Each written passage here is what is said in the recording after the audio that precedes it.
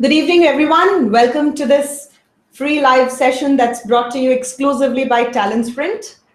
As you're aware, the session for today's free live webinar is discussing questions from previous year's paper of the IBPS SO, that is the Specialist Officer question paper. So as you're aware that the exam is in the month of January, and I'm sure all of you who are interested at taking up the exam must have gone through the pattern about the number of questions that are asked in the exam, what's the marking pattern of the exam, etc. Right? So like any other exam, even the SO also follows more or less the similar type of questions or the similar question types. The only difference is the marks allotted for each correct answer. And of course, negative marking certainly applies, right? So I can see a couple of you who have already logged in. I welcome you all once again to this session. A very good evening to all of you. As I told you that we're going to discuss a couple of questions. So what I've selected today is a few questions. Essentially, there are about 50 questions from different question types, which include questions from finding errors, which include questions from sentence correction, of course, vocabulary, the choice of words, where you have to choose a pair of words which fits correctly into the context in a sentence. In addition to these three question types, you are also asked questions on reading and comprehension, and of course, closed passages and vocabulary questions. So today we're going to discuss about 25 questions. Hopefully, I have compiled about 25 questions, and I hope we're able to touch those 25 in this 1 hour session. So a couple of questions from finding errors, couple of questions from sentence improvement or sentence correction, where more or less the same concepts are applied, which you're aware of.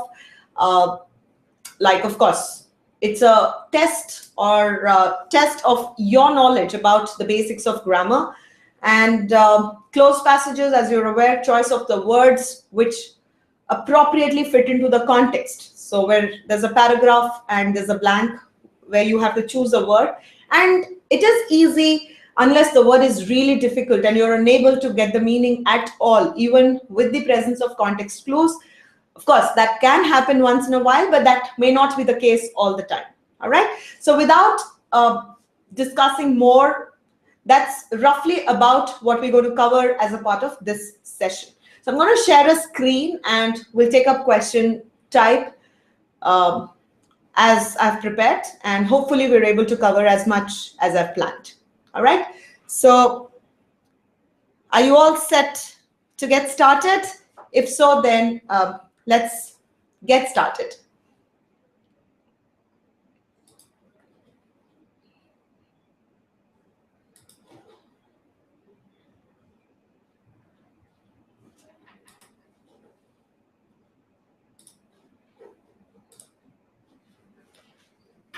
There you go. The first question, which reads, the find error type, the find the error, right? So where you read a sentence and where you're required to find out which part has an error. All right. So in this question, if you see, the main advantage India has over other countries is its large human capital, which make it an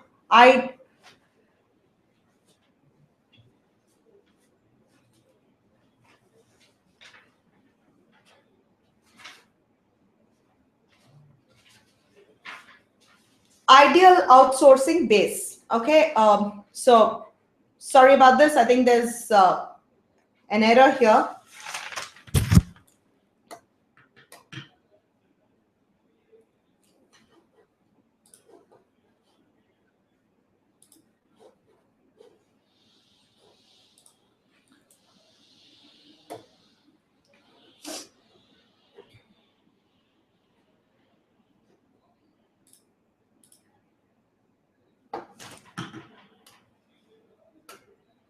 Okay, so there's the main advantage India has over other countries is its large human capital, which make it. Now, if you notice in this particular question, what kind of error is it? When you say the main advantage India has over other countries is its large human capital. Now, until the first part, main advantage India has over what? Over other countries is its large human capital, which make it.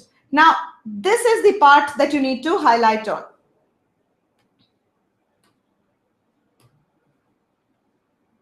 Okay, which make it. Now, you know, you are making a singular reference. Now, make it, which makes it. Now, India, we're talking about India here, and it here refers to India. Okay, now, which makes it. If it is a singular subject, it takes a singular verb. So, what kind of error is it? It is a subject verb agreement based error, where the subject is singular in nature, but the verb that is being used here, which is make, is plural in nature. So as you're all aware that singular subject takes a singular verb and a plural subject takes a plural verb, right? So, and a plural verb is minus the S. So that is one thing that you need to remember while doing these question types. So all these students of ours who are our enrolled registered students certainly know about this, because this is one of the 20 components of errors that could possibly be asked in the exam. And this is ideal. Okay, sorry, there's a mistake here. Ideal outsourcing base. All right, let's move on.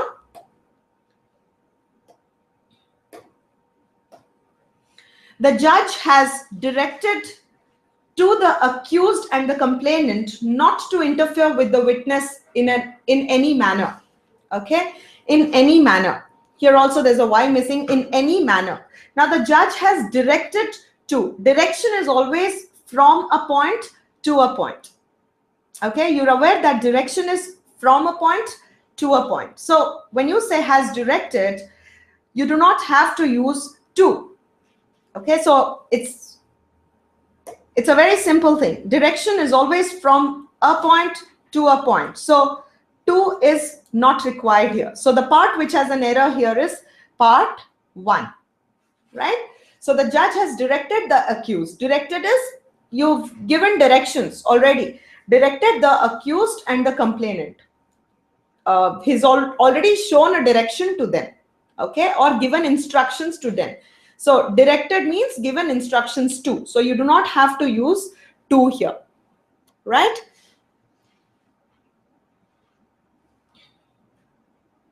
That's right. I think a couple of you are getting the answers right. I'm not sure what the name reads as. Januno T exists. All right, but then the others, yes, I think Jayesh and a couple of others have also got it right. Perfect. Let's move on to the next one. Today, most employees complain of suffering for the stress. Now, most employees complain of suffering. You suffer from something. Okay, you do not of suffering for the stress. No, complain of suffering from. Suffering is caused from a source. Now, what is the source here? Because of something, right? From the stress. So here, for has to be replaced by from. All right. So that's the correction here. So the part which has an error here is part 2. Let's move on to the other questions. So I have about 5 questions which are of finding errors question type.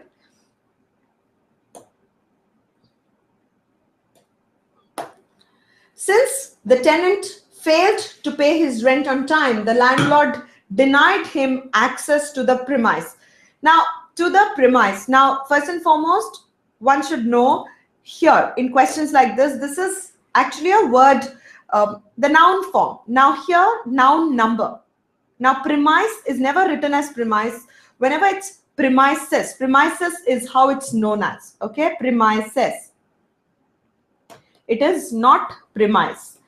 It is, when you say premises, it actually includes the building and other amenities and other things present within the boundary, but it is referred to as premises and not premise. So the part which has an error is part 4, and the correction is, it's important for you to also know what is the correct form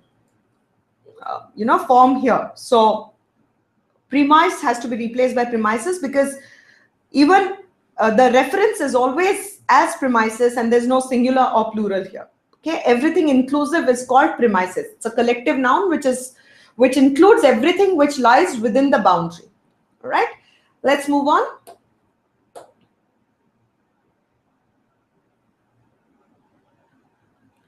Shubhendu and others, I think they denied his access. No, you deny him means you forbid him from doing something.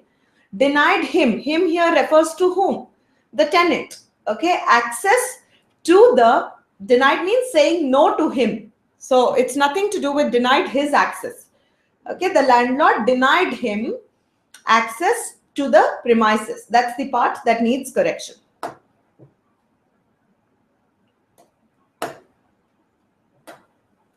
His industrious nature and calm temperament have endeared him to his colleagues and one's superiors. When you say his colleagues and one's superiors, why? Who is one's here? To his colleagues and his superiors. Instead, we do not even repeat his here. You know, one's is not supposed to be used. To his colleagues and superiors, because his is again, you are referring to whose colleagues? His colleagues. His here refers to the person who you're talking about, the subject.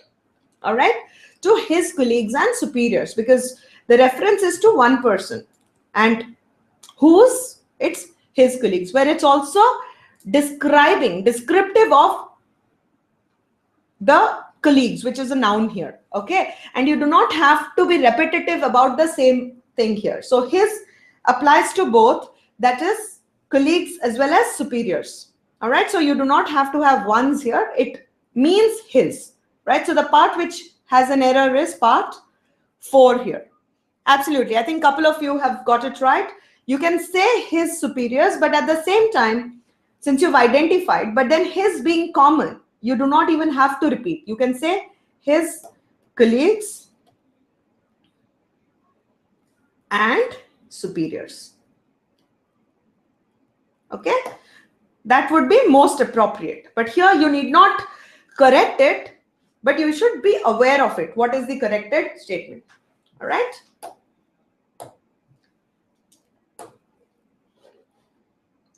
Right, so you saw that in these 5 question types, in these 5 questions or 1 question type, which is the finding errors type, typically concepts of grammar are tested. So if I were to broadly categorize the grammar components, I would put them under 21 distinct components.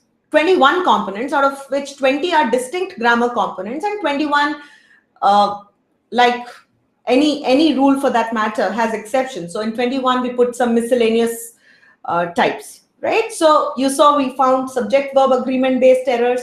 You also saw we found some prepositional based errors. We also saw some pronoun, personal pronoun based errors, etc. So these are a couple of error types that could be asked in the question, and our registered students would know that our videos have all the 20 components explained quite at length.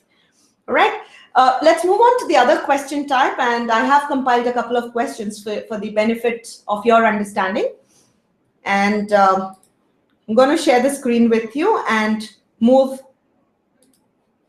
as I just did a while ago. All right.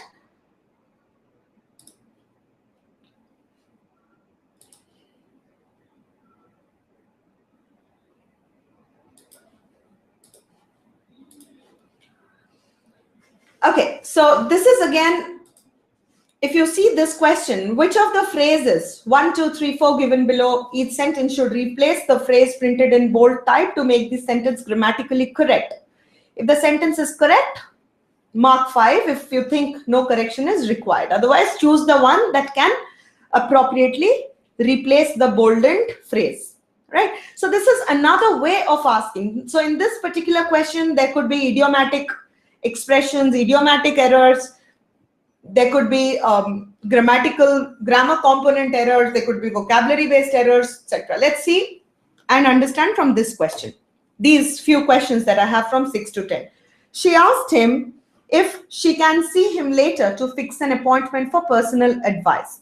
Now, if you're aware that when you say she can see him later, she can refers to the ability of a person. Okay, so here you're actually not talking about the ability of a person. I think a couple of you have got it right. Yes, the first one is actually correct. All right, the first one is correct here, but let's understand why. It's very important, right? It should be could. That's because can refers to the ability. Okay, can here refers to the ability, and could, we know, of course, the past tense of could is can is could, but at the same time, when you're seeking permission, all right, when you need permission, you generally use could or may. Okay, so could is, and also because it's something to do with future. All right, she could, because you're seeking permission, possibility, and at the same time permission. So in that case, can has to be replaced by could. All right, so that's the part which has an error. This is to seek.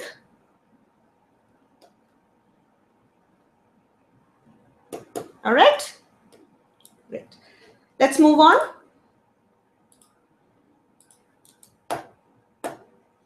Despite his poor vision, he had an eye for women. All right, that's an interesting question. Despite his poor vision, he had an eye for women. Now, you know that, of course, he had an eye for women means he was attracted towards women. Okay. Now here, it's a very nice way of expressing. Now, poor vision here doesn't really refer to sight. There's an underlying meaning here. Some people who are not visionary, who do not have a distinct futuristic vision, all right, you still have an eye for women. Here, basically, vision and eye are connected, but it's an idiom. When you say you have an eye for something, means you're attracted towards something. All right. So despite means in spite of. Okay. I think that way you don't say despite of his pure vision. Despite itself means instead of, in spite of. Despite is equal to in spite of. Okay. So in spite of his poor vision, he had an eye for women, or despite his poor vision, he had an eye for women. So this particular sentence does not need, this phrase that is bolded does not need any correction. So we have to mark the fifth one, which says no correction required. I think most of you have got it right. Yeah. Haris, Vicky, pretty interesting names, I must say. Right.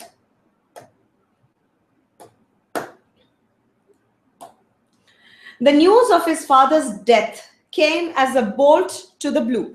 Now, if you've been following, as I always insist in my sessions, that English is not just about sitting and learning a formula, but it's about expanding your knowledge every time you learn something, right? When I say idioms, I can take up 10, 20, 30 questions. I can take up 30 idioms, but does that bring an end to the list of idioms? Not really, right? So if you see in this particular question, if you've been following idioms, you can see that this is an idiom, but this is an incorrectly phrased idiom. Okay, it's an incorrectly phrased idiom. This actually, the correct idiom is as a bolt from the blue. Okay, the correct idiom is as a bolt from the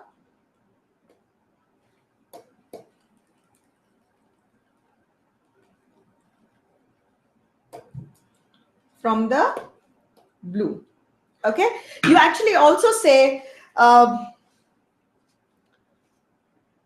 a bolt out of the blue, as a bolt from the blue or out of the blue. So you must out of the blue. Both of them are correct. What does this mean? What does this idiom mean? This idiom actually means when something happens unexpectedly and you're surprised by it. Okay, something surprises you, something an unexpected happening that surprises you. Okay, unexpected happening that surprises you. Okay, so that is actually called, the news of his father's death came as a bolt to the blue is incorrect. Came across as a bolt from the blue. Across a bolt from the blue? No, as a bolt from the blue. So if at all in the exam you would get as a bolt out of the blue, that's also correct, but not to the blue. Okay, from the blue is the correct one. So these are the correct, either one or out of the blue. Okay, that's the other option. These two are correct, right? So meanings also clear to everybody. Let's move on.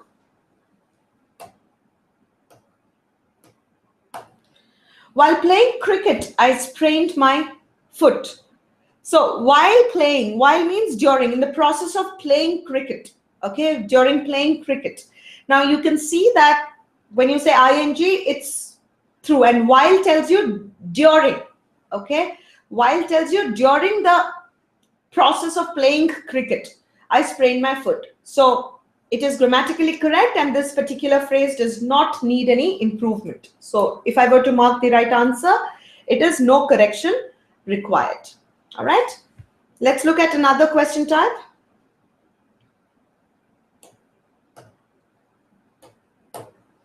I shall make you realize your mistake. I shall, okay, make you realize, okay, which means this person will actually make another person realize his mistake. So make you realize what? Okay, make you what? Make you realize. Realize what? Your mistake. So every element of a sentence is correct here. So make you to realize, no. Make you in realizing, why? Made you realize, I shall, futuristic. Okay, so made you doesn't work. Make you realized, again, none of it is fitting here. And make you realize your mistake is just like a warning, or that you're telling, I shall make you realize your mistake very soon, whatever. So this is the question, which this is the part that the phrase does not need any improvement. All right, great.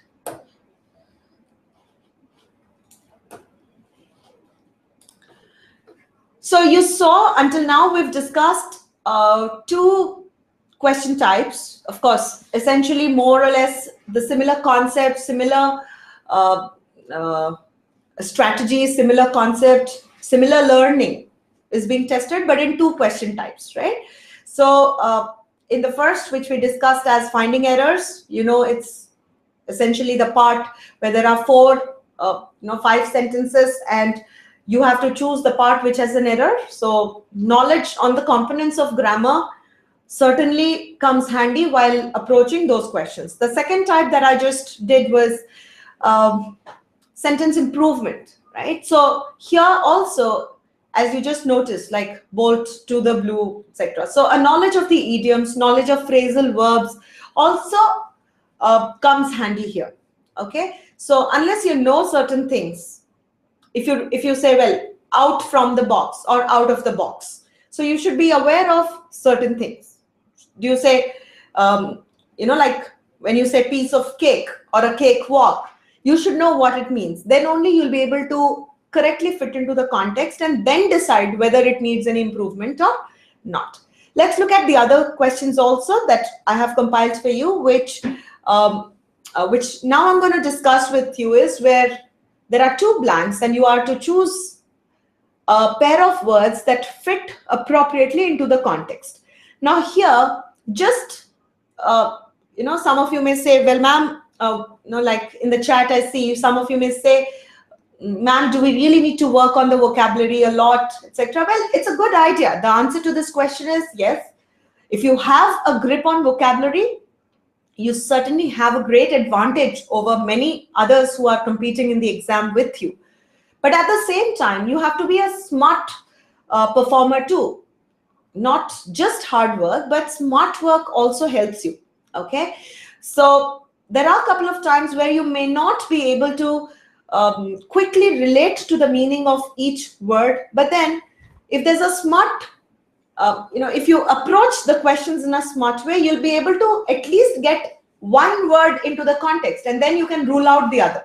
So there are two techniques that you may follow. Either you choose or you eliminate.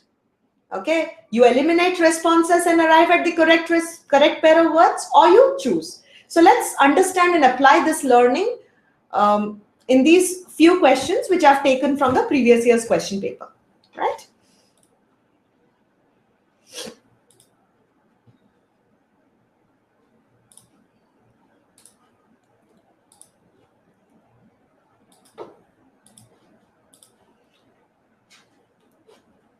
All right.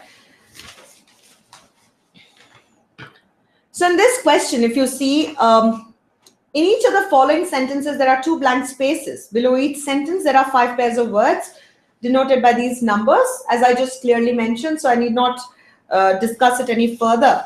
It is certain that human beings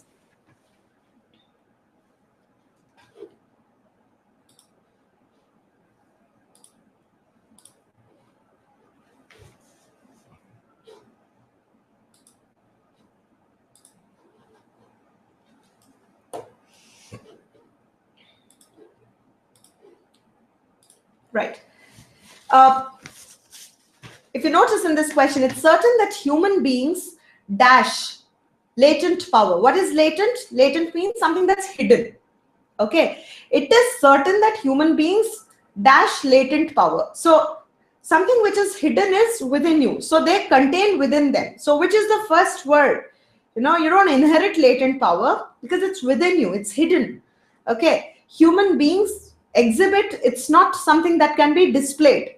All right. So possess. Possess is the, if you see, the possess is the nearest, is the word that perfectly fits into the context. So do we really have to look at the others? Right? If you just look at the first word, you don't have to look at others. But particularly for this question, now let's read if the other word also fits into the context, because there are a couple of times that the first word, you will find synonyms of the first word of the pair. Okay, but you will notice that when you see the second word, you're able to rule out the 2 things which appear similar. Okay, so in this case, possess. Now here, owns. Owns or possess. When you say owns, again, subject verb, certain that human beings, which is plural, human beings is plural. So you cannot have owns. So possess. Okay, you cannot have an S with the verb. So possess latent power of which they are only vaguely aware. Vaguely means which is not clear, just very partially. Okay, not completely clear or completely aware. Aware means to know of something. To be aware of something is to know something. So because it's hidden, they possess. This is the key word here, latent, and they are only tells you which is, when you say only, it refers to just some minuscule portion of what they actually have. So only vaguely aware. So vaguely is partly, not complete. So this is the correct word.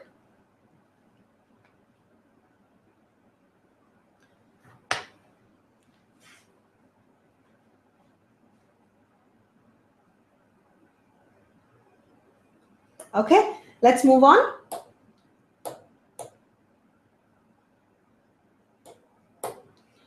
His dash to speak an Indian language hasn't dash to be a handicap. Now handicap is when you are unable to do something, right? Now hasn't dash to be a handicap, which means something has not been a hurdle. Minus and minus become handicap is also to be unable to, but again, has not. Here also there's a negation, which means negative and negative suddenly become positive. Okay, so hasn't proved to be a handicap. And his inability, when you say what they're trying to see here, let's understand the context here. What are they trying to see? His dash to speak an Indian language. When you say eagerness, promise, knowledge, desire, they do not really fit, because none of these words is indicative of anything negative, right? It cannot be handicap. But at the same time, they're trying to say that though he's unable to do something, but that has not been a hurdle or been a handicap. Okay, so his inability to speak an Indian language has not proved to be a handicap. So that is the correct option here. All right, so I think a couple of you have got it right. Vaishnavi, Vibha, Seema, Sham. All right, great. Okay, so I think more or less you're able to get the context. Okay, so as I said, you have to first understand what it means. Now in this particular question, his dash to speak an Indian language. Now, if it was ability, you know, where he can do something very well, why would that be a handicap? Okay, so assuming that when a person does not possess something, that could be a bottleneck, that could be a problem somewhere. But here, if you notice, language hasn't proved to be a handicap. That's the correct option. The airline industry is dash out its survival kit to deal with dash losses. Okay, the airline industry is spreading out its survival kit. No, does not really. With raising losses, that's not a correct expression at all. Okay, now a survival kit is something that you pull out maybe in times of in very critical situations. So in this case, what's the critical situation? This with now the word here is losses. So increasing losses or rising losses. That should be the word. So in this case, it could be pushing or increasing or pulling and mounting, right? So mounting and increasing, both of them mean the same. Like I told you, as I started discussing, it's very important to look at both the words, because here in this case, we know that 1, 5 and 3 cannot. We are ruling out 1, 5 and 3. But between 2 and 4, how do we choose? Between 2 and 4, how do we choose? We know increasing and mounting are more or less the same. But whether it is pulling or pushing, you don't pushing out its survival kit. No, you always pull out something. You don't push out. Okay, you push in, you pull out. So pulling out its survival kit to deal with mounting losses. So which is the one out of 4? Again, we rule out 4, 2, and the correct answer is 2. Right? This is the part which is correct. Absolutely. I think Shubrang, others, yes. So the point that I was trying to arrive at here is, if you noticed, it's not mounting and increasing. Now, we looked at the first word, pulling and pushing. And we look at the second one, increasing losses or mounting losses. But then how do we rule out between 4 and 2, which is the most appropriate? We don't say push out, we say pull out. So pulling out. Akbar, one of the dash and dash emperors of India, who made a name for himself, is acknowledged even today. Akbar, one of the now, what are the meanings of indolent, sluggard? Now, if you notice, indolent, what does it mean? Lazy. Okay, lazy. Indolent means lazy. Sluggard also means someone who is inactive and does not wish to work. Again, active and slothful. Slothful, again, is a person who's lazy, who does not wish to work. Right? Simple and bold are two opposite words. Okay, when I say a person's very simple, a person's very bold. The dress is very simple, the dress is very bold. So these two are opposites. You know, they convey opposites. Now, again, desirous and indolent. Positive and a negative word. Aspiring and sluggard. Slothful and active. Again, both of them are contradicting each other. The only thing why anybody would make a name for himself is, when it can convey, the word should convey positivity. So which in this case is ambitious and energetic. So yes, knowledge of some words certainly comes handy. So in this case, if you knew the meaning of sluggard, of course, as the name also, sluggish. Now, what does it mean, sluggish? Sluggish means something which is slow and dragging. Slothful. You should be aware of these words, right? So if you're aware of it, then it'll be very easy for you to crack this question. All right, 5. Okay, great. Arnab probably wants his name to be spoken. So Arnab, yes, it is not 555555. It is 5, right? So there you go.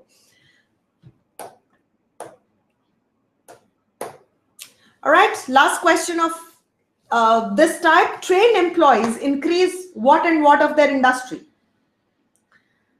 They increase achievement, they increase performance and productivity of their industry. So yeah, you cannot increase the wisdom of an industry. Accomplishment is again a noun where you're talking about something that you've achieved. Okay, so that also you cannot increase. It is a result of something. Okay, motivation, upgradation, again, increase motivation, it's all right, but then taking industry to a higher position, again, upgradation, do not really fit into the context. You have to look at context clues also. Okay, increase to a higher position. Higher position, how can an industry, how can an organization grow? Okay, when increase performance and productivity of their industry. So these two are the words which are correctly fitting into the context, right?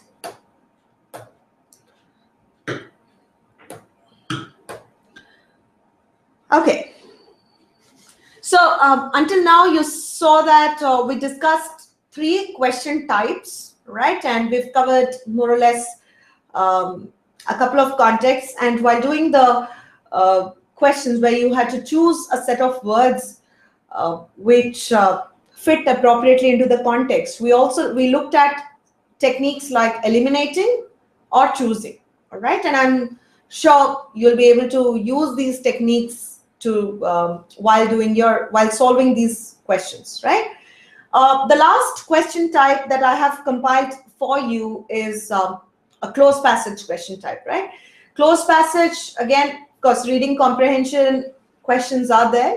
We have done a lot of sessions to discuss reading comprehension, but for our regular students, whenever there's an exam notification and we conduct refresher sessions. So all of these are a part of the refresher sessions where we generally take question from the previous papers or questions of a particular pattern and discuss, right? So as a part of today's session, which was just an hour session, I tried to compile a few question types where we can touch upon the concepts, right? So let's quickly look at the last question type which I have compiled for you, which is the closed passage, right? So let's move on.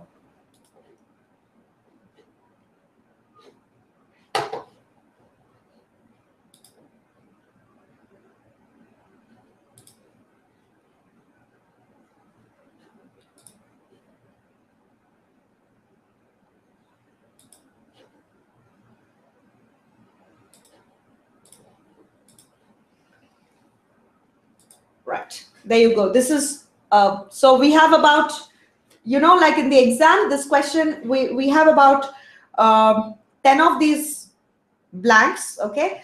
They're generally not asked in the way I have put it for you. You'll have blanks like 16, 17, 18, 19, and then you'll have from 16 to 25, you will have the numbers with the choice of words. But just for your better understanding, I have put it in a way that you can easily understand. All right. So again, a similar concept of using context clues certainly will help you arrive at the responses here in this question type. Okay. Okay, so one of the most brutal features of gender inequality takes the form of physical violence against women. The 16 is the number, okay? The dash. So we have 5 responses. The dash of such violence is remarkably high. Expectations, counting, acceptance, responses do not fit here. The incidence means occurrence, the happening, okay? So the incidence of such violence is remarkably high. So it is incidence. Okay. And as I just mentioned, the meaning is occurrence, right? Okay, why would you say counting? The counting of such violence is remarkably high, not only in poorer and less developed economies, but also in wealthy and modern societies. So what they're trying to say is the happening. Okay, one of the most brutal features of gender inequality takes the form of physical violence against women. The counting of such violence is remarkably high. No, it's not counting, the happening, the occurrence of this violence. That's the meaning here. All right. So incidents. Himanshu, I hope it's clear now. All right. It's the occurring. It's not counting. All right. Here we're not talking of a number. We're referring to the happening of the incidents. Indeed, the dash of battering women, even in the richest and most developed economies, is. Now, is. So even the frequency, okay, frequency of battering women, even in the richest. So frequency means, again, here you're talking about how often these things happen, okay, how often they happen. It's not about calculating frequency, but how often. Let's say 1 out of 5 or 1 out of 2, so how quickly they happen, even in the richest and most developed economies. All right. Okay. Janan, I think you're posting a question. If I'm not wrong, I went there by foot or I went there on foot. We'll take this up as soon as I get over with the closed passages. All right. So please do not post again. I think it's Vibhu who's posting this question. So we will discuss this. I went there by foot or I went there on foot. It's not a very difficult one, but I want to first complete so that the other listeners who are watching this do not get confused. All right. So frequency. Now here you're talking about, when you're talking about frequency at which such incidents happen. Now here you're talking about frequency. Occurrence of battering women, even in the richest and most developed economies, is dash high. Now, if you look at it, is relatively, clearly, surely, undoubtedly, astonishingly. Now here, if you notice, somebody asked me, why is it not occurrence again and why is it frequency? Frequency, it's because you're talking with respect to, whether it's high, low, what is it? All right. So here you're talking about of battering women, even in the richest and most developed economies, is high. So it refers to some number. Astonishingly. Why is astonishingly used? Because we have an assumption that in rich and developed countries, such things will not happen. Astonishingly means something surprisingly high, something which is against our thought process. We think that at least in such countries, it may not happen, but surprisingly they do. And the frequency is also high. All right. So I hope it's clear. Harish and others who have this doubt, right? Turning to India, it must be dash first that the frequency. Now here also, if you notice, it's a good idea to read. Now here also there's a reference, frequency, because such question can also be asked in para-jumbles, right? So here there's a keyword frequency here, which also tells you that the frequency is correct here too. We are comparing frequency of rich and developed countries, and also in India also we are talking with reference to India too. Okay, so this is also a keyword for you here. Okay, for you to arrive at this keyword, to arrive at frequency. Turning to India, it must be acknowledged first that the frequency of assaults on women is high in the country. Acknowledged means we have to accept, okay, or addressed. Okay, accomplished is like a some achievement, cleared, understand, assured. No, acknowledged.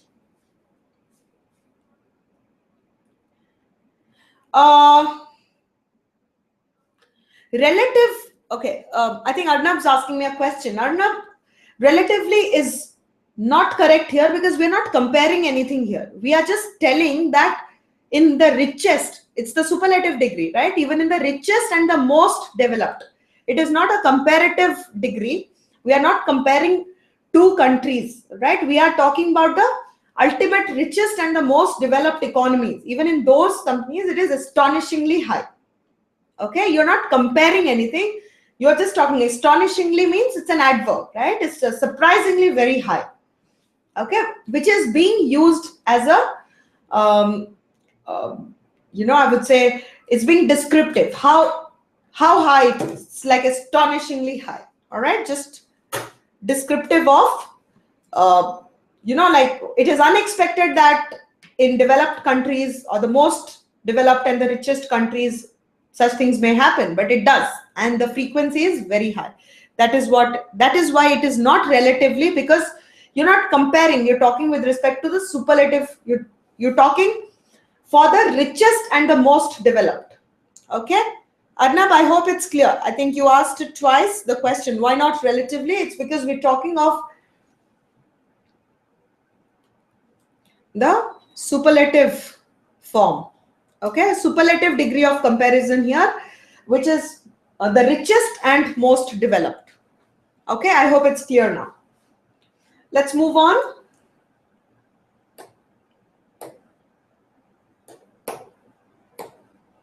Right, to that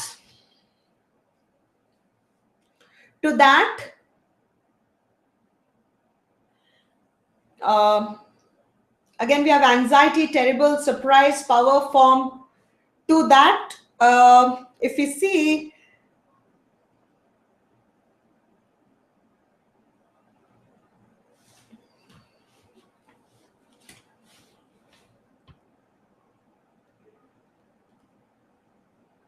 turning to India, it must be acknowledged first that the frequency of assaults on women is high in the country.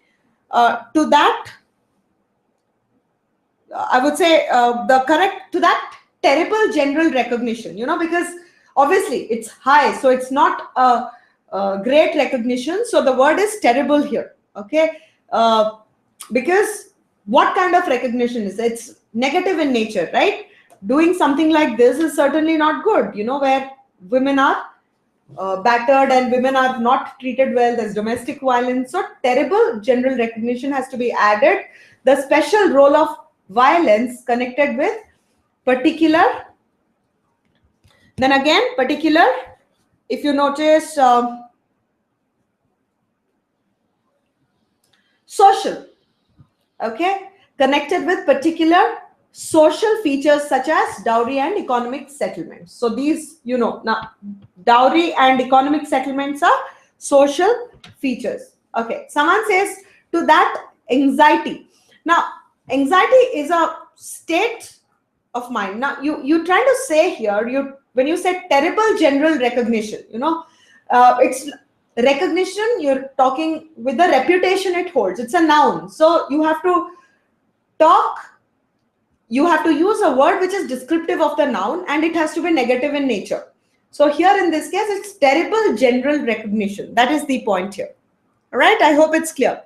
Terrible, yeah. Okay, so why not anxiety? You say I'm anxious, or this causes anxiety.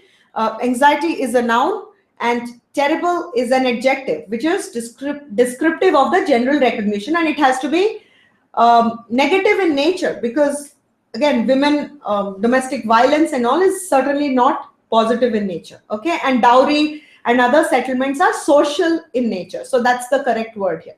All right, even though the numbers involved in violent deaths are dash by the larger numbers, okay, are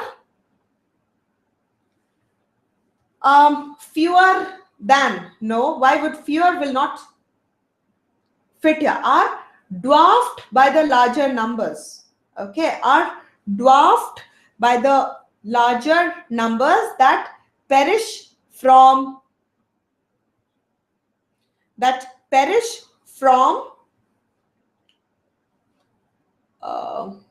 from neglect of healthcare, the crude and brutal nature of this form of gender inequality makes it a particularly severe manifestation of the deprivation of women. All right. Uh,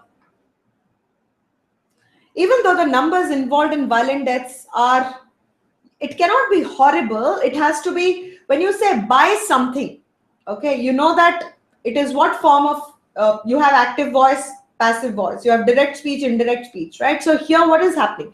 Violent deaths are dash, the numbers involved are dwarfed by the larger numbers that perish. Okay, larger numbers that perish from the neglect, larger numbers that perish. Now here numbers what? In terms of violent deaths. Why are we using perish here? Perish means something which gets destroyed, right? So deaths, violent deaths. Now if you notice, violent deaths. Now here we are comparing the numbers here. Okay, this is the keyword. Keyword is numbers. Numbers involved in violent deaths are dwarfed by, the correct answer is dwarfed by the larger numbers that perish from health, from neglect of healthcare, etc. So what does this sentence mean? Okay, that death, the number of deaths caused, okay, the number of violent deaths is less than the number of deaths due to neglect in deaths due to healthcare neglect, right? That is what the statement means. Now when you say dwarfed means it's covered. Okay, it's covered by this because there are more number of deaths which are due to neglect of healthcare. Okay, so and of course then the manifestation of the deprivation of women. All right, perish means something which I just, something which, when you say something gets perished means something's getting destroyed. Okay, again, existence is not there anymore. So that is the meaning of perish, right? So again, as you saw in this particular question, how certain keywords help you arrive at the correct response. Of course, this exam, closed passages certainly will be of a slightly higher or a difficult level. But again, if you are, I would say if you pay a little attention to, certain keywords, you will be able to arrive at the correct response or at least eliminate the ones which are not fit, which do not fit into the context. All right. So I hope this session was useful. So now again, I think coming back to one question that one of your friends asked, right? You go on foot or you go by foot. Okay. Now, according to you, what do you think should be the correct answer? You go by foot or you go on foot?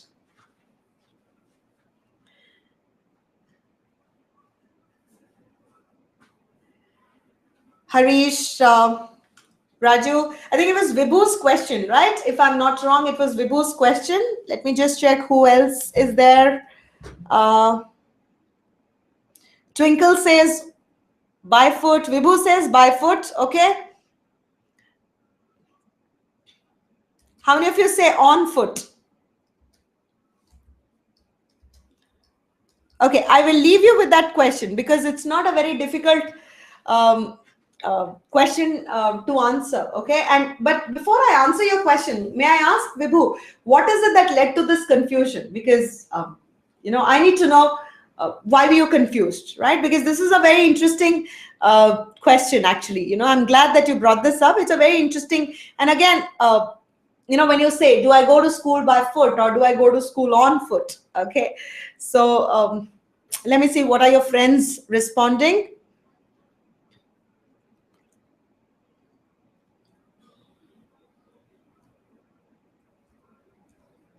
Okay.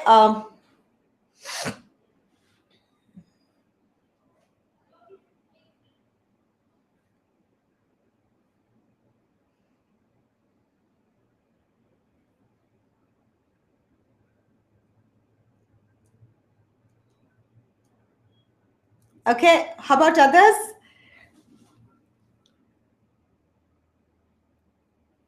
Okay. All right. So the correct answer, let me just share. I think a couple of you are still posting responses, right?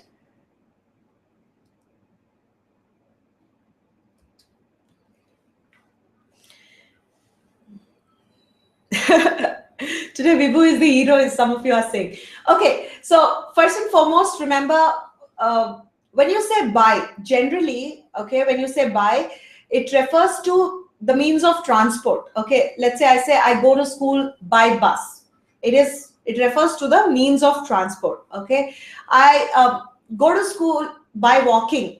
Okay. That can refer to, now walking here, you know that when you say, uh, it's a gerund, right? By walking, that's how it's generally used. Now this is something that you need to remember. A verb with an ing, it starts to act like a noun, right? I go to school by walking.